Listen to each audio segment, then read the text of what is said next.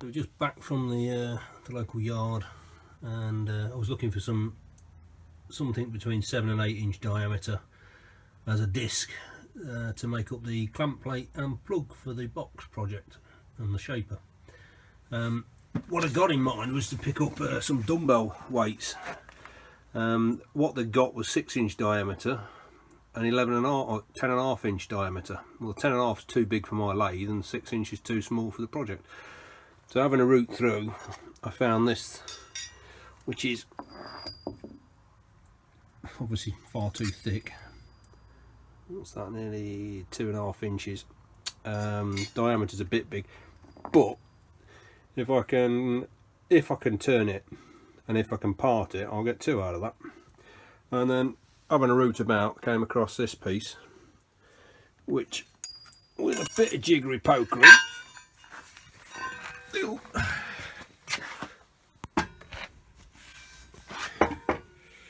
should be able to make me a support out of, or part of the support.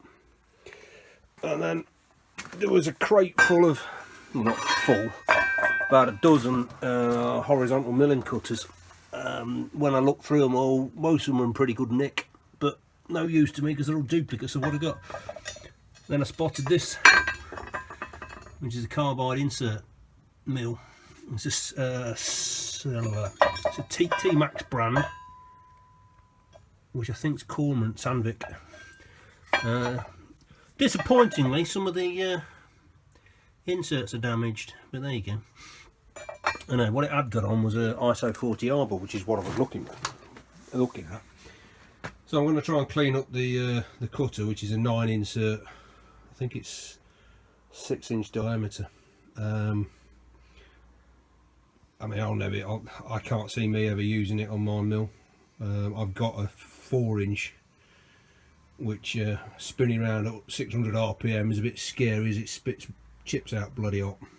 Quick at removing stock, but I think I can only do, I think the most I've managed on it is 60 thou depth of cut and quite a high feed rate, but the shaper will shift more material, I think.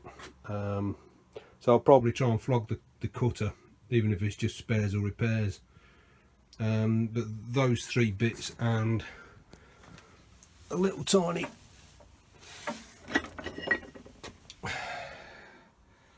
just a bar drop, it's handy because it's already cut and I can fit that. So that lot was a few pence over a tenner, so that was time well spent. If I can't part the big ring, I don't know what I'll do with that. I'll probably end up taking it back, scrapping it again. That plate has got a kink in it down one side, which I checked that way. I thought, oh great, it's even flat. Got it home, took it out the boot and spotted that one. But for what it's doing, I'll give it a go to see if I can take some of that flex out, bend out of it. But for what it's doing, it'll be fine. So that's where we're at. We're just getting geared up to make the 2 plates that'll fit in here. So that's my biggest telescoping gauge. Bugger. So I made a just a little extension which slips over to snug fit.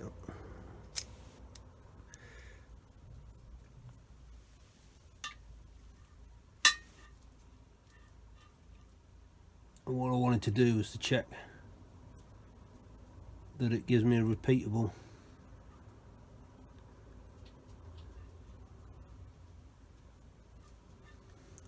reading.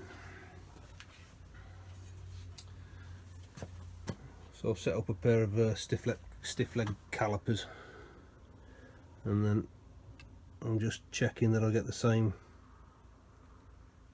and that, can you see that? It's pretty damn good, and I've had 5 on the go, so it's certainly reading to getting it consistent to within a thou. Because the problem I've got, once I start machining the plate, I'm not going to be able to take it out the lathe to fit it to this without an awful lot of cocking about resetting it. And this is not a piece of kit that I can pick up and move into to offer it up kind of thing. So anyway, that bit's done. So having made up a telescoping gauge adapter, I need a micrometer basically that will measure between 6 and 7 inches. When I've searched on eBay, the only ones I can find that aren't knackered or look knackered are in the 35 to 40 quid bracket, which for something I'm only going to get occasional use out of seemed slightly excessive. I've got metric up to 150mm, and I've got the imperial ones 1, 2, 3, 4, 5 and 6 inch. Anyway, had a quick scan through eBay to see what the options were for a multi-size micrometer, and found this little setup. Now the box has been sprayed in a lovely satin black, so it looks new. It's actually a Moore and Wright micrometer. Now the picture was a bit blurry and not great, and the description did say it was missing one of the standards. When I looked at it on the screen, all I could see were what looked like just basically turned rods, but they are actually, each of them are numbered. So we got 6, 7, 8, 9. It's missing 10, and we've got 11. And each of the anvils are here. So I think this is it was a 6 to 12 inch, which is good. I've just had the 6 inch out, stuck the anvil in, stuck the standard in. It's the ratchet's not up to much. It's a bit fierce, probably wants a good clean out, but it measures within a thou each time over 6 inches, which for what I'm doing is going to be fine. And the beauty of it was, it cost me a tenner. It cost me more to get it here, which was cost me 12 quid to get it here, so it stands me at 22 quid. And for the amount of use it's going to get on it from me, I think that's quite a good deal. So it's been spending money I haven't actually got, but at least I'm getting a reasonable price on stuff. It's no worse than spending money you ain't got and then getting ripped off. Anyway, next job today is to drill up the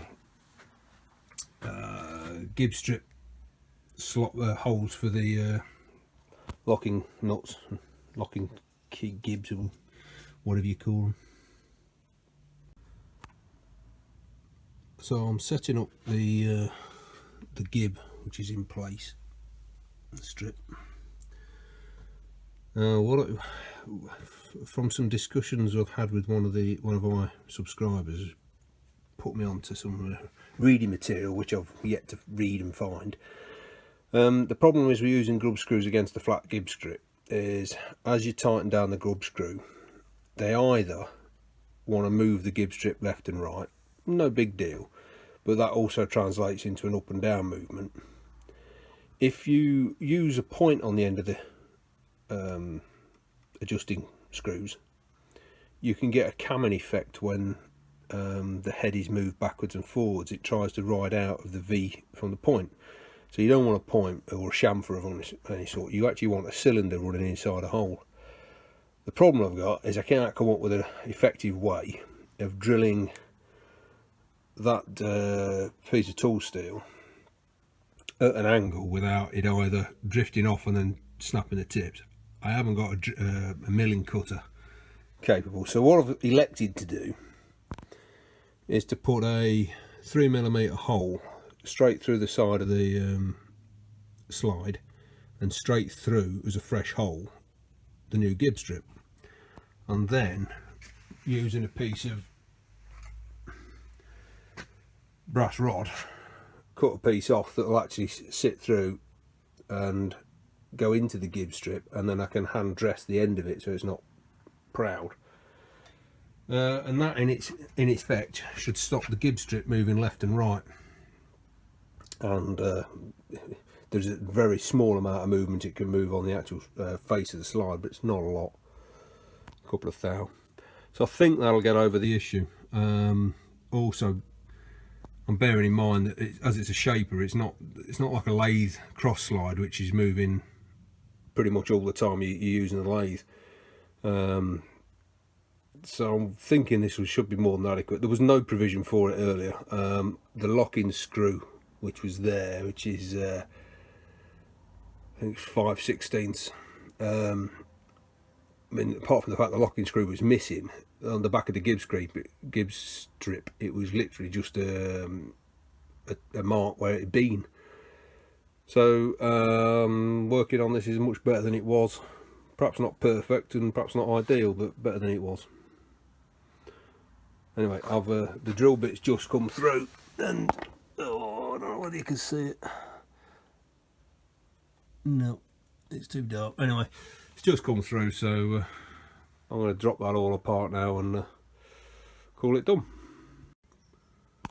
So that's my location pin hole. So you can see it's going through at about a 50-degree angle or whatever, the 40 degrees, or yeah, I'll let somebody else work that one out. The only other way I could see of doing it was to, and I considered doing this, was to take a block of steel, cut a slot which that would then sit in at the right angle, and then basically create it as a drill guide, which seems to be quite a lot of work for half a dozen holes. So I'm going to give this a go. Can't see why it shouldn't work. It's better than it had before, so we'll see. What I'm going to do now is create some oil pockets on here. Probably just give it a flake. You see how it flake with the carbide scraper, just so it'll hold some oil against the scraped surface. I'll not video it. We'll see how it develops.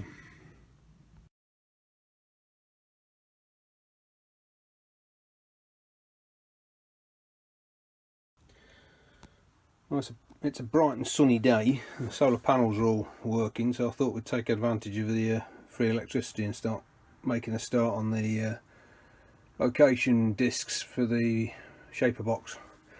So that's the slug of steel which we picked up, which I've mounted up in the forejaw. Got it running, faced it off,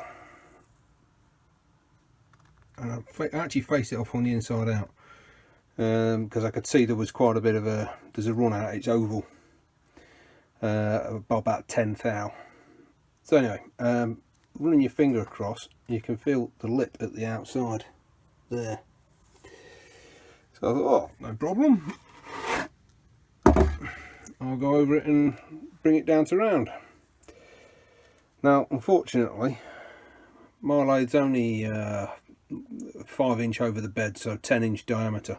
This is an 8 inch disc, or annulus. So when it was mounted and the tool post is up, I've no means of parting it. Can't get a parting tool in. So what I thought I'd do is have a bit of practice using the auto feeds and just basically turn it down, all load of scrap. It's only cost me a couple of quid. Anyway, this bit turns fine, that bit not so good, and all around there is where it's out around.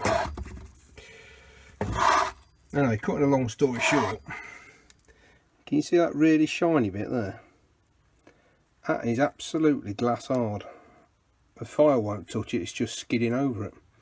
So I don't know what this is off, but it goes from something fairly easy to machine, and that's done with a high-speed steel ground bit on a slow feed, to bloody glass hard at the outside. I've tried insert tools. I've got whatever. Tried that. I've broke 2 tips on it. Tried something else. I've tried, say, high-speed steel. The only thing I got any joy out of was carbide, brazed carbide, and that just kept chewing away at the end. So I put on heavier tip. Same thing. Soon as it touches that hard bit, it just crumbles the tips. So logic says, oh, you dig under it, give it a big cut and increase the feed. Well, I've tried all that and my lathe either stalls or the tip breaks off. Now the only thing I haven't done, because I don't like running something this big on such a light lathe at high speed, is to basically pull up the RPM. So I've been running it, I think, about 150 RPM. Now, to my knowledge, high speed steel is 100 RPM at 4-inch diameter. So brazed carbide should be about twice that. So I'm well within the capabilities of it, but it just weren't moving it. Shoo! Looks like we're buying a couple of profiles. Or I've got to get my angle grinder out and clean off this hard stuff. And then turn it to round. Anyway. I babble on. Such are the perks of picking it up from bin 13. Meanwhile, have I mentioned how much I hate painting? Just because there's always somebody that says, hey, you don't know what he's doing. Listen to the file.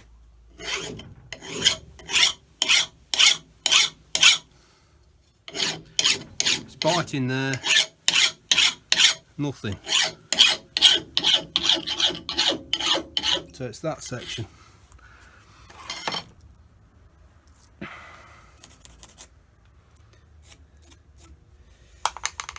So you're welcome to have a grind.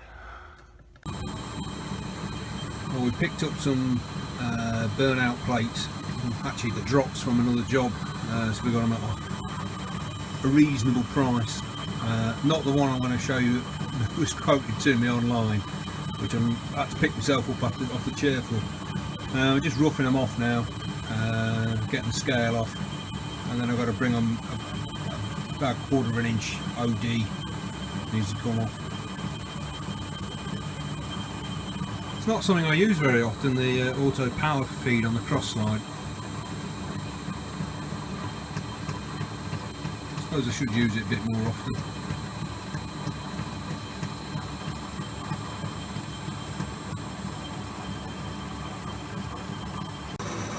Just on the final clean-up pass of the plug.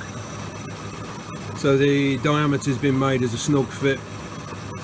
It's about 2 thou down on diameter, so the thick box will rotate. So that face against the chuck will be against the carriage on the shaper. I'm just cleaning up the front face, which will be the face at which the clamp fits to.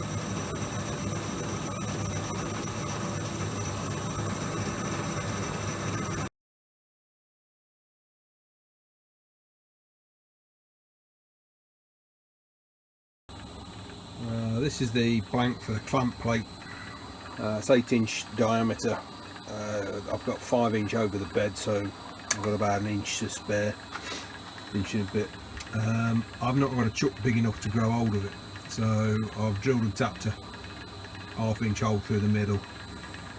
Stuck a plug in the chuck, drilled and tapped that blind, and then basically cranked in a set screw. What I'm going to do is machine the rebate this side so I can come in and open out into it, and then flip it around and do the main machining. I might end up making this as an annulus rather than a flat disc, so it'll be a disc with a big hole in the middle. Bit of a wibbly wobbly on it, huh?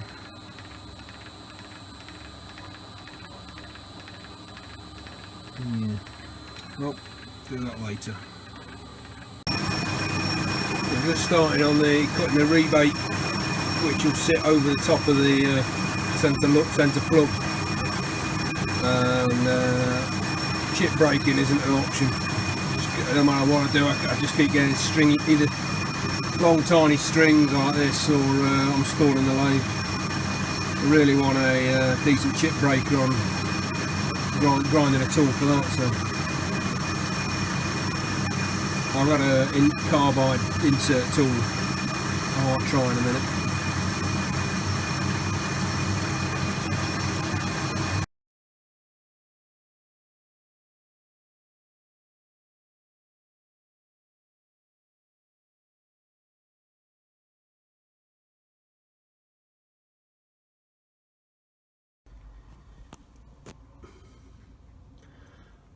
So that's the clamp plate in situ inside the box sitting in the rebate with the plug in situ, the holes lined up. So there's 3 holes in the plug to mount it to the carriage of the shaper, and then 6 holes around the outside of the clamp which will go through the plug and screw into the adapter plate which is on the carriage. The hole at the bottom, the slot, is for getting it through the hole here.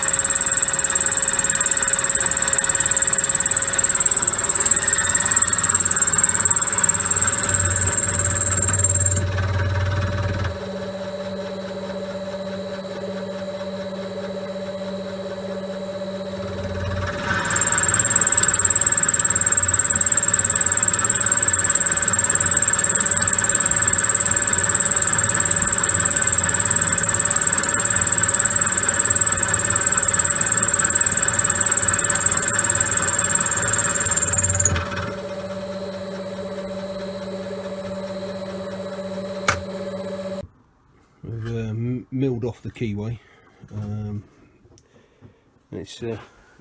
It feels like it's proud, but it's not. It's when this surface was cut, or the vertical surface of the keyway actually goes below the surface there.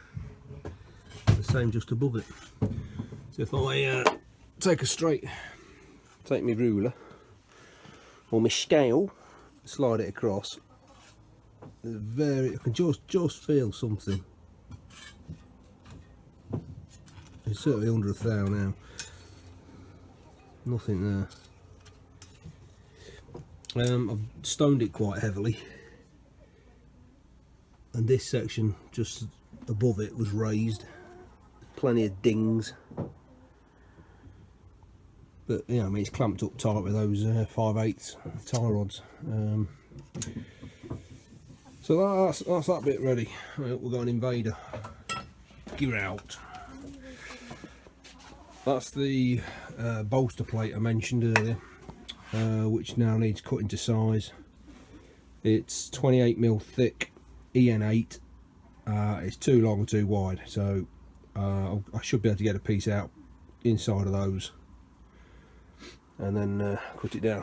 Frustratingly, it's 10.5 inches across, which means I can't cut it on that, which means I've got to put it on the horizontal mill, which is tedious, but it'll do. So we'll be on that tomorrow. Well, we've made a bit of progress. We've rebuilt the tool slide, bit of paint to remove off the face of that. First time I've assembled it. I'm just checking to see if some of the decisions I've made earlier are actually right, because if you remember when I took off that, when that was seized, I've sorted that. When I took this off, the whole lot was corroded and knackered. I've made a new lead screw. The original lead screw had a collar fitted to it, which was that, so much so that it chewed the collar up, that chewed the lead screw up, which if I don't think I've chucked it out.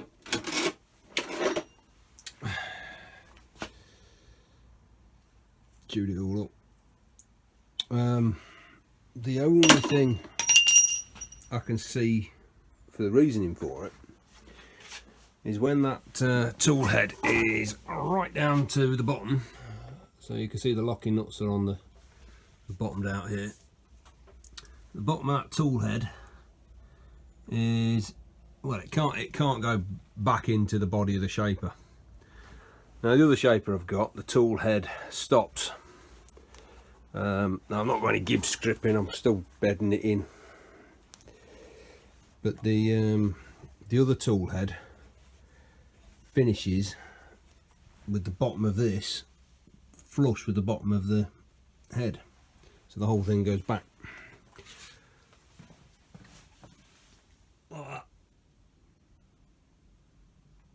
Now, it don't bear thinking about what would happen if the ram went back and this bit struck here. I should imagine it would either snap off the dovetails or snap off that. So there's a risk. So I've got to decide now, do I make up a spacer of some form, because you can do exactly the same if you've got the clapper box tilted or you've got the whole tool head tilted. You can still bring it back and clonk it in there. So I'm going to scratch my head and leave it. I'm going to leave it for now. Certainly not putting that on because it's not even the right size. I might even make a nut which is threaded onto the lead screw if I make one. But yeah, it took me 2 hours to scrape off the paint that I'd liberally applied everywhere, and then set it all up. I just got to fit the gib strip grub screws. You know what I mean. Put some down these holes here. I've not made up the locking screw yet. I think most of the guys and girls that have subscribed have also subscribed to Steve Summers. He's just put out a little short video on the Cincinnati clapper box, which is quite well put together. There's a link to it in the playlist. If you go onto my homepage as a subscriber, there's a link to it. And there's another link to I think it's the iron worker, who's got a similar short sequence where it shows machining some V-block down to spec, and talks a bit about the clapper box on his old shaper, which is an American one again. But yeah, well worth a view. Enough of me babbling on. Right, we're going to call it done for this week. The next job's a fairly big machining tasks, and I want to get my mind straight, and I've got too many things going on at the same time. I've just fitted up the clapper box housing. It's a bit beaten up, been smacked about with a mallet, because if you remember it was quite a stiff fit. I've no idea how they've done that. Run the head into a workpiece or something, or clamping or something. So I might take a leaf out of Steve's bolt and machine off these outside faces just to tidy it up. But it's also quite a good memory of its former life. So that's where we're at. The garden's cleaned up. I've got to finish redoing the hinge that fits over the flywheel and the drive, and then we're back on to machining the box mods. I've got to mark that plate out now, and then stick it up on the mill, cut the ends off, get it to size, and away we go. He says optimistically. Touchy boys. Sit now. Ready?